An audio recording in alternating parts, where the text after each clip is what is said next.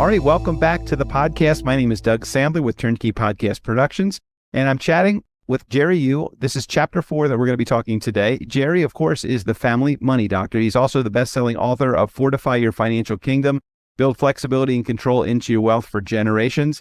Jerry, chapter 4, welcome back to the podcast. Hey, Doug.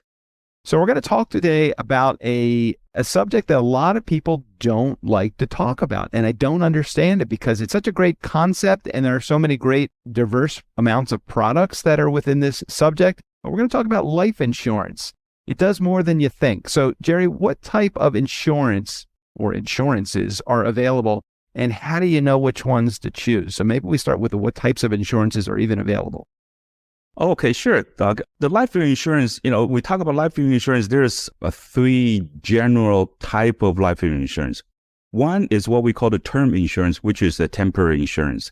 It could be 10, 20, 30, 40 years. And those are the one that you see TV advertisement says, hey, I bought a life insurance policy for $1 million. It only cost me $2 a day. Okay. It's a temporary insurance. And the next one is what we call the whole life insurance. And the third, it's what we call a universal life insurance. Under the universal life insurance umbrella, there's 3 major parts. One is the variable universal life, and there's an index universal life or a fixed universal life. So it sounds complicated. That's why you need to talk to the financial professional to find out which one is the best suitable for your family situation. All right, so the big question is, and we don't need to get into the specifics because we don't have a specific person in mind that we are talking about, but when it comes to giving advice to somebody that would be your client, how does one even begin to understand the choices and which of the choices to choose?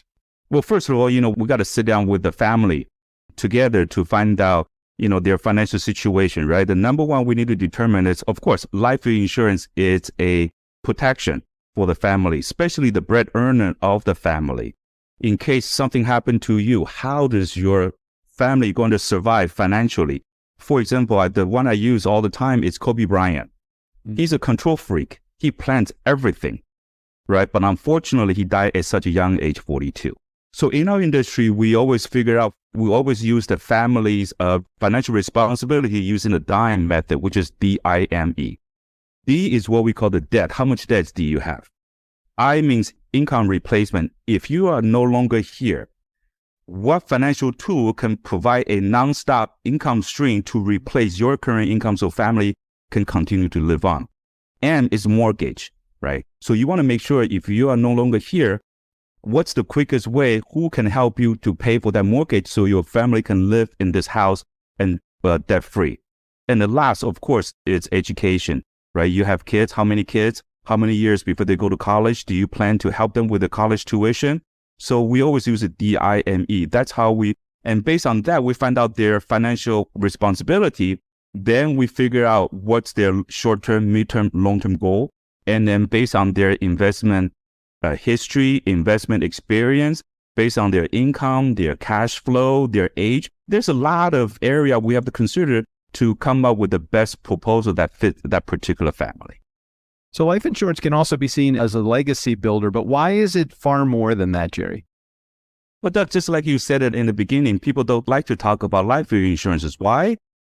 Because people associate life insurance as a death insurance. For example, I'm a client and I keep on paying this premium every year. So I have this death benefit in case I'm not here. But what's in it for me while I'm alive?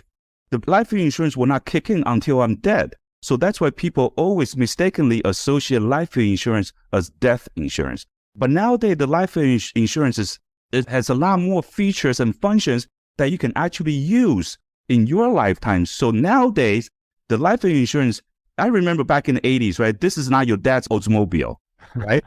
Right. So nowadays, the life insurance, it's not like what your dad has or your grandpa has. It has a lot more features and functions that you can use in your lifetime at your discretion.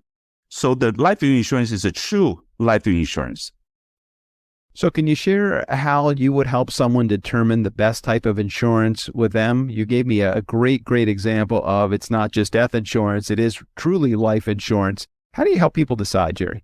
And of course, we have to find out, their financial obligations, to protect the family.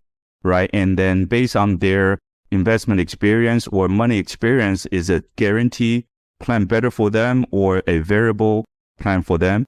And what's their current tax situation? And what is their long-term tax planning? Do they want to use life insurance as a tax-free retirement supplement? And that's how we can design the plan. And also what's their legacy? They wanted to leave the money for the future generation. Now, you say that life insurance is like a Swiss Army knife, and I think you explained a little bit of that just with the comments that you made about some of the advantages of insurance. But can you explain life insurance as a Swiss Army knife? Yeah, because, the reason life insurance is called a life insurance because it has a lot more features that you can use in your lifetime. So number one, of course, it's a family protection in case I'm not here anymore, right? Premature, a situation happened. Also, it's a great tool for your money to grow tax deferred. It's a great tool for you to have a tax-free retirement supplement. Doesn't matter what the future tax rate is. And also, it's a liquidity. And because if you can use it 15, 18 years down the road for your kids' college planning, it's a great college planning tool and does not impact your FAFSA application. And also, it has a living benefit. A living benefit means if it's something unfortunate happened to me, I become chronically ill or terminally ill or a critical ill. Can I tap into this plan to help me to pay for some of the caring expenses? Right? Of course, the number 6 is a wealth transfer because you can leverage the life insurance to exponentially grow your estate so you can pass it on. So it has many, many features. So it's a Swiss Army knife. Depends on your situation, which tool you wanted to use, and that's a tool you want to pull out. I guess it also depends on the size of the Swiss Army knife as well. I've seen some that are pretty complex and some that are a little bit smaller, but absolutely, I could see it as a multi-tool for sure. So thanks for sharing that information about life insurance, Jerry. Well, thank you, Doug. So next episode, we're going to be talking about locking in your retirement. I know it's something that many of you that are listening to this are thinking about right now. When do I lock in my retirement? How do I make sure I can afford my retirement? And when will I ever be able to retire? Thanks for sharing your information and your wisdom today, Jerry. Thanks for being here. Well, thank you, Doug. For more information and to get a copy of Jerry's book, Fortify Your Financial Kingdom, Build Flexibility and Control into Your Wealth for Generations, just head over to rainfinancialservices.us or check the link in the show notes. Thanks again for tuning in. Back again with Chapter 5.